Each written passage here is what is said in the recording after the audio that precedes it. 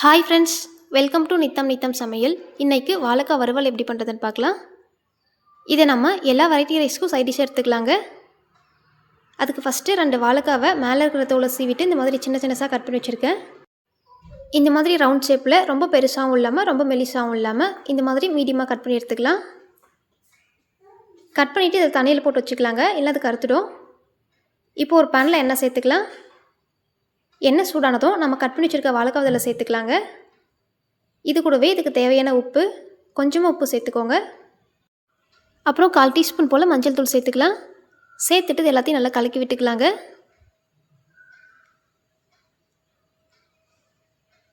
உப்பும் மஞ்சள் தூளும் வாழைக்காவில் எல்லா பக்கமும் செய்கிற மாதிரி இதை நல்லா கலந்துட்டு எடுத்துக்கலாம்.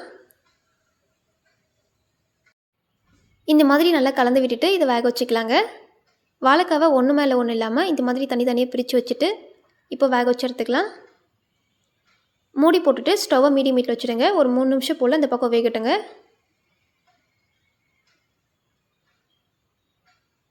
இப்போ பாருங்கள் 3 நிமிஷம் போல் ஆயிருக்கு. இதை ஓப்பன் பண்ணி பார்க்கலாம்.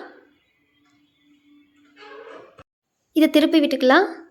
மேலேயும் பாருங்கள் லைட்டாக வாழைக்காய் வெந்து வந்திருக்கு. இதே மாதிரி எல்லா வாழைக்காயும் திருப்பி விட்டுக்கோங்க.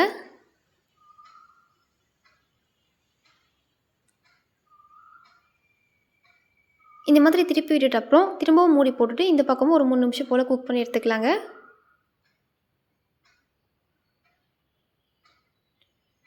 இப்போ பாருங்கள் எல்லாமே திருப்பி விட்டாச்சு.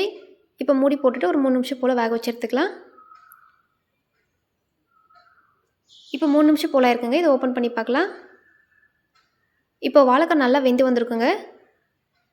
அப்படி வாழைக்காய் நல்லா வேகலைன்னா நீங்கள் இன்னும் 1 நிமிஷம் போல் மூடி வச்சுட்டு நல்லா வேக வச்சு எடுத்துக்கோங்க. நான் இந்த வாழைக்காவை இன்னும் 1 நிமிஷம் போல் வேக வச்சு எடுத்துக்கிறேன்.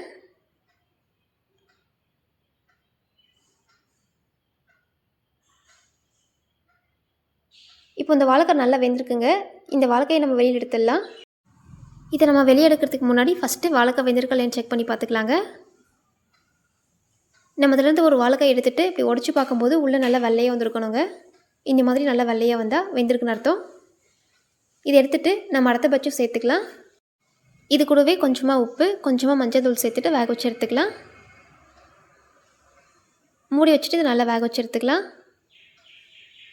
வாழைக்காய் வெந்துட்டு அப்புறம் ஒரு பேனில் எண்ணெய் சேர்த்துக்கலாங்க. எண்ணெய் லைட்டாக சூடானதும் இதில் 1 டீஸ்பூன் மிளகாய் தூள், 1 டீஸ்பூன் பெப்பர் பொடி, 1/2 டீஸ்பூன் சீரக பொடி, 1/2 டீஸ்பூன் கரம் மசாலா இது எல்லாத்தையும் சேர்த்துட்டு நல்லா மிக்ஸ் பண்ணிக்கலாம். மசாலா சேர்த்துட்டு அப்புறம் இதை 1 நிமிஷம் போல் நல்லா கலந்து விட்டுக்கலாங்க. ஸ்டவ்வை சிம்மில் வச்சுட்டு இது நல்லா மிக்ஸ் பண்ணி எடுத்துக்கலாம். இந்த மாதிரி நல்லா மிக்ஸ் பண்ணிட்ட அப்புறம் நம்ம ஃப்ரை பண்ணி வச்சுருக்க வாழைக்காய் இதில் சேர்த்துக்கலாங்க. சேர்த்துட்டு இந்த மசாலாவோட இதை ஒரு 2லேருந்து 3 நிமிஷம் போல் நல்லா பரட்டி எடுத்துக்கலாம். இது கூடவே கொஞ்சமாக கறிவேப்பிலை சேர்த்துக்கலாங்க. கறிவேப்பிலை சேர்த்துட்டு இதையும் நல்லா மிக்ஸ் பண்ணி விட்டுக்கலாம். இந்த மாதிரி நல்லா மிக்ஸ் பண்ணிவிட்டு எடுத்துக்கோங்க. இந்த மாதிரி இதை நல்லா கலந்து விட்டுட்டு அப்புறம் ஸ்டவ் ஆஃப் பண்ணிடலாங்க. நம்ம சேர்த்துருக்க மசாலா அந்த வாழைக்காவோட நல்லா சேர்ந்து வரணுங்க.